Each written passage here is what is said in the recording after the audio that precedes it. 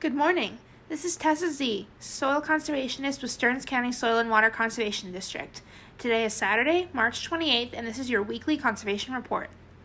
Today I would like to talk about grazing plans and how our office can assist with grazing conservation practices, as well as a relatively new practice in Minnesota called silvopasture. Silvopasture is the establishment and/or management of desired trees and forages on the same land unit. Most likely this applies to forest that a landowner is wanting to graze or manage more properly for grazing. I know a lot of guys around here, they sometimes can get into the trees a little bit, but a lot of the times that there's, understory issues and not really good stand of forages in the forest area, so it's hard for people to get out there and graze, and that's a lot of land that could potentially be used that's not getting utilized. So silvopasture is a relatively new practice in Minnesota, as I said, but more information is coming out, and it is on this year's EQIP practice supplement for cost share practices, conservation practices. But there just isn't enough information out there, and not a lot of people have started to adopt it. And so that's why there's been a few trainings in the past few months, as well as one opportunity that I wanted to share is there is a Sustainable Farming with Silvopasture workshop happening on June 6th, 2020 from 1 to 5 p.m. at Early Boots Farm in Sauk Centre. And the registration for that, the pre-registration, is on the University of Minnesota website. It's the University of Minnesota workshop. We did receive this. So this is a hands-on workshop on oak savanna restoration that is tailored for farmers interested in sustainable farming practices. During this workshop, you will learn from a local farmer about the silvopasture practices he uses on his land, and participate in skill-building workshops led by farmers and scientists. Workstation topics will include silvopasture grazing practices for soil and water health, fencing techniques for seeding protection, forest management and invasive removal, this includes buckthorn, and native seed selection and planting.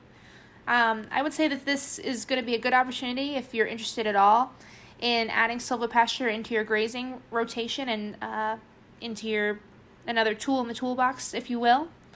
University of Minnesota seems to have the most information about silvopasture. They do have a few articles on their website regarding it, and I think as this year goes on and some people start implementing it, we're going to get more information here at the district of how it works and how we can assist our producers if they're interested.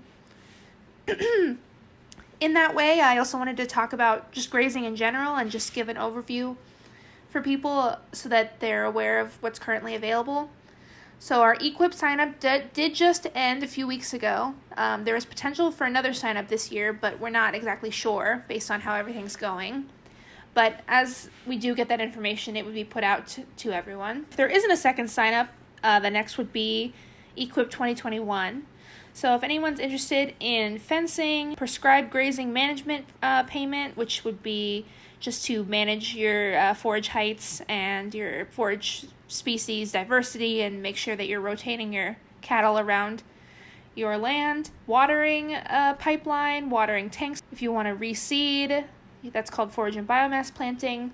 So we have a lot of different options for ways that you can implement different conservation practices and potentially get cost share through different programs. Lastly, we did just want to remind our customers that due to COVID-19, our office is temporarily closed, but all of our employees, district and NRCS, are working from home. We do have access to our email and voicemail, as well as work cell phones for those who have them.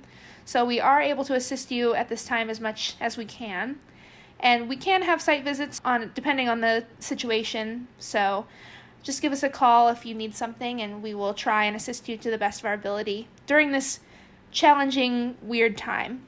I hope that everyone is staying healthy. Have a nice day. Bye.